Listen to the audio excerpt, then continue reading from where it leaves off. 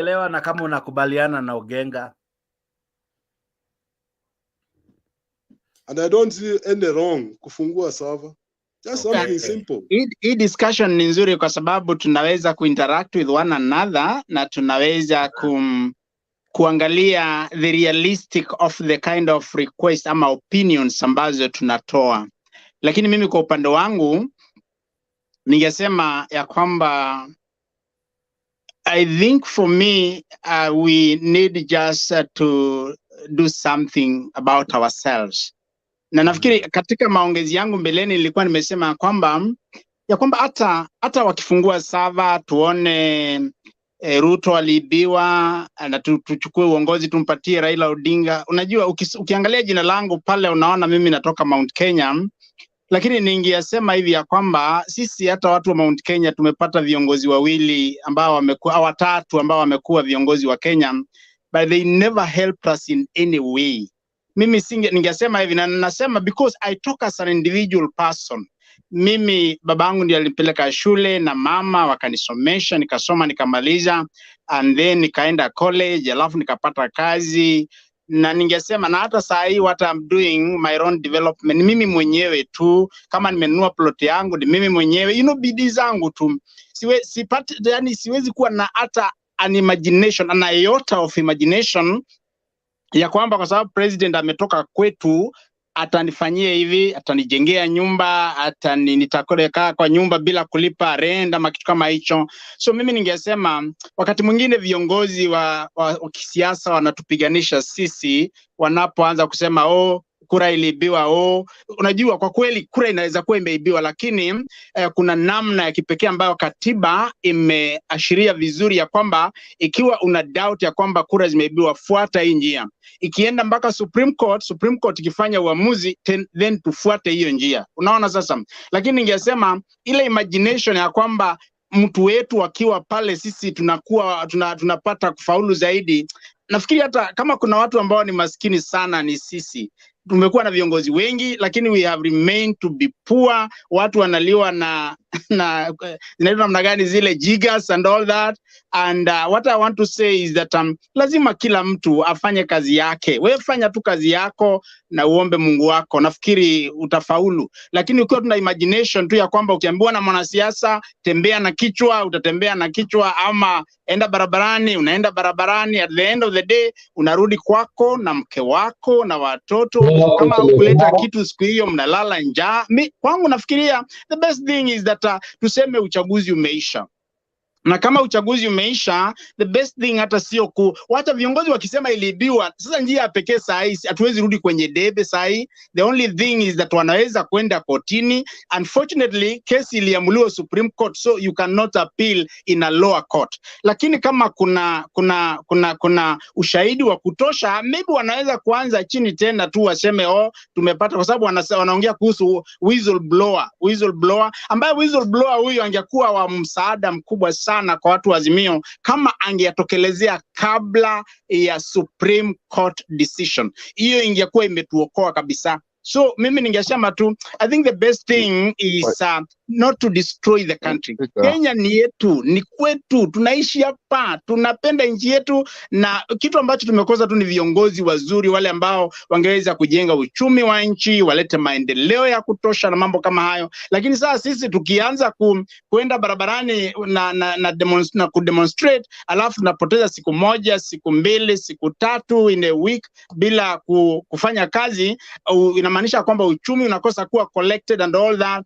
Counties zitakosa pesa, na hata walimu watakosa kulipwa, madaktari watakosa kulipwa, pesa kununua madawa itakuweko, na the country will collapse, na sisi wote tutaumia. So kwa hivyo mimi ningesema tu, let us not follow the voice of the politicians because they will mislead us. Wacha sisi tufanye kazi. Mimi huwa nasema whoever sits there, it doesn't matter whether huyo mtu hakuna kitu atanipea mimi. Akileta maendeleo ajenge barabara. Kwa mfano, mimi nashukuru Mungu ya kwamba kuna barabara nzuri, lakini hata ukichunguza vizuri, do I have even that car ile ambayo nitaendesha hizo barabara? Maybe sina. Unaona sasa, wale watu wanaoendesha hizo barabara kubwa kubwa ni wale watu ambao who can afford cars and all that. So for me, I don't think kuna sababu ya sisi kupigana ama kwenda kuharibu vitu tukisema kwamba tuliibiwa kura and all that.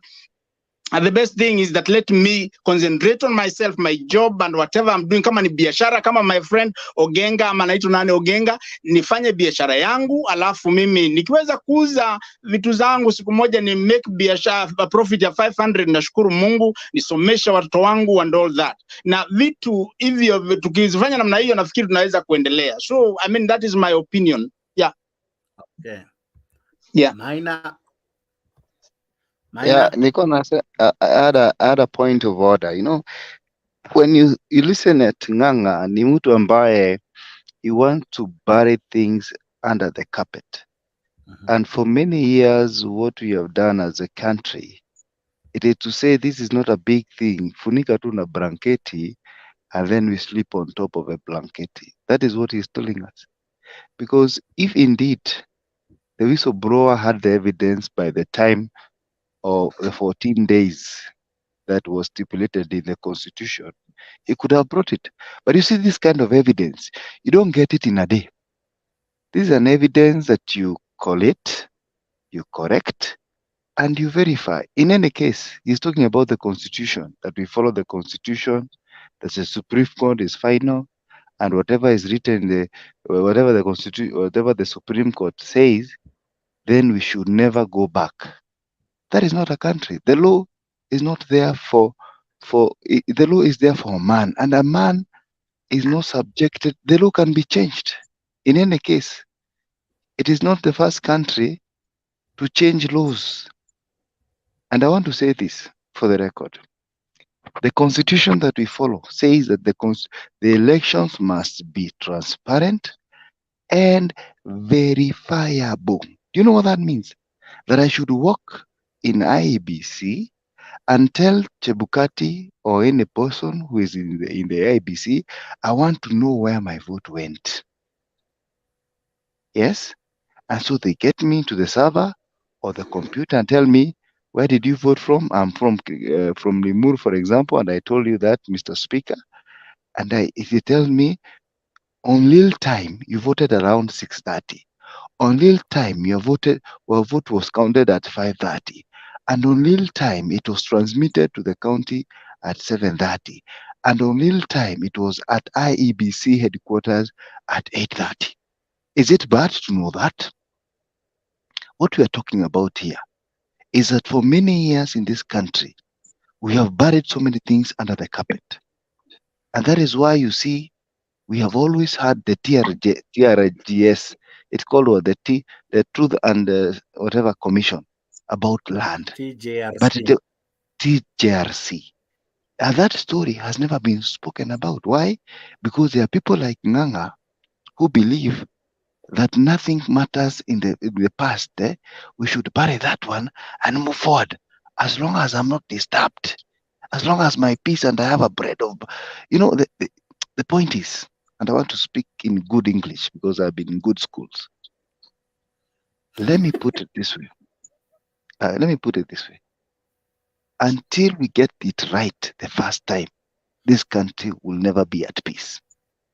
Until when the opposition feel like, yes, we were defeated fair and squarely, there will never be peace. This story of being told that at one point they could not continue counting the votes because some technology happened and the portal came down. And we are very much aware as Kenyans that over 29 constituencies were not delayed in the portal. So my appeal to people like Nganga is, let everybody be satisfied. And until, why is India, for example, which has 300 million voters, don't have disputes? They have 3 commissioners, they don't have disputes. And then we have Kenyans here who are giving us stories. I'm from Mount Kenya, for example. And one of the things I know in Mount Kenya is that the election was not free and fair. Yeah, there was a lot of manipulation. And I usually tell people, if I want to steal in your house, why should I break in and I can talk to your wife? I can bribe your wife or your watchman, for example, and ask your watchman, when is this guy not in? I come in and take the fridge or the microwave. What we are talking here is very true, that there are people in this country, almost half of these people, half of the country, they feel defranchised, they feel neglected, and they feel hated. Because in Mount Kenya, they feel like they have the birthright of leading this country and dictating the political direction of this country. And that should stop, so that everybody feels a part and parcel of this country. So for me, when I listen to people like Nganga, I feel saddened, because that's not the direction we need. He just speaks like Gashagwa, a person who feels entitled. Wait. Please stop. That is a direct attack. You just have to be careful. Why should I be careful? Very minor. I Why didn't should hear I that. be careful? Why should I be careful? You just have to. I mean, of course, you have addressed me enough. You have addressed me enough. Now, don't start comparing me with some people. You're but just now talking you're like comparing me with other people. Me, I'm not a politician, please. What are you? Because you're Me, in I'm a not a politician. You're in a Just one political moment. forum. No, You're in no. a Nganga and Maina, as I said, and I'll always repeat, please don't attack the person on the panel. He has a view just like you. He might be wrong, he might be right, but that is his view, and he's allowed to have a view, and you cannot dictate how he thinks, reason, or anything, yeah? Because everyone has an independent mind. Don't address anyone directly. Just stick to the issues. If there are things that were raised, talk about the issues. Don't talk about the person. Because in any case, as I've said before, we won't allow you to abuse or, don't have nasty exchanges online. You know why? This show is watched by millions of people, and I don't wish that. Yes, you can hide behind the camera, but there are people who know your voice. You can be there. There are people who see you and they know you. So wacha tujaribu tu some degree of decorum, alafu hii show itakuwa fiti. Thank you. Maina, go ahead. It's always good to know the definition of attacks and abuses, because I didn't abuse him. I'm just saying he's feel entitled. Anyway, I withdraw and apologize. But what I'm trying to tell you in a very simple way is that Kenya, some things have to change. This mindset of people feeling like they have an entitlement of political leadership, should come to an end. Because half of this country, even according to the Chebukati fraud numbers, it shows that half of the country followed Raila Odinga, half of the country followed Ruto.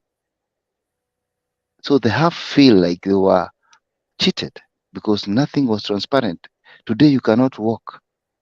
In fact, the website itself keeps on changing. You can tell from even the whistleblower report that they were able to manipulate from 34 Bs. Why? Because that was the easiest to manipulate. What do you find when you open the cipher? This is what you find. You find the sequence of events. You find the real-time happenings of a day of voting. That's what you find. Because even the people who created the internet and technology cannot be able to delete real-time information. They can try, but somehow it goes to the crowds, and you can always find the truth. And that is what we want to find, the truth, so that we move on. We are not gonna move on with a lot of stories we are being told by the Ishongwas and the DDs of this. They want, they do what? We wait for 2027, so they do the same thing. This will not happen. In fact, I dare say, this is the last time some people will ever steal an election, because we are not going to be in an election again without solving these problems. And therefore, my own opinion, and that's our opinion of so many people, let's open the server. If this Zakayo man won, we congratulate him and buy champagne and say uligonga mzee. But the truth of the matter is, This is a person who bought his way to the presidency. And I think everybody knows that. Thank you. Before I come to Geoffrey Mboro and Black, I see Steven, you have a point. Pole, nimekuacha ukainua mkono sana, ni venye Maina alikuwa anaendelea. Hakuna shida, wajua mimi nimeanzia kutoka from the beginning. Kenya bwana ina watu milioni zaidi ya 55, lakini wale watu milioni 55 wengi wao vichwa vyao ni tamaa, na kila yeye akishiba hataki kujua mwingine ana njaa, hataki kujua. So if some people wako able kufanya kila kitu chao wenyewe, tusisahau kuwa kuna wengine wako disabled kabisa, hajui afanye nini, anangoja msaada wa watu wengine asaidiwe. So tukisema kuwa kama maandamano isiendelee kwa sababu kuwa wengine wataharibiwa biashara, na wale watu ambao hawana chochote cha kuharibiwa tutawaweka wapi? That is our first question. Alafu pili ni kwamba our mindset zetu tunakimbia our shadows. Many people we run out of our shadows.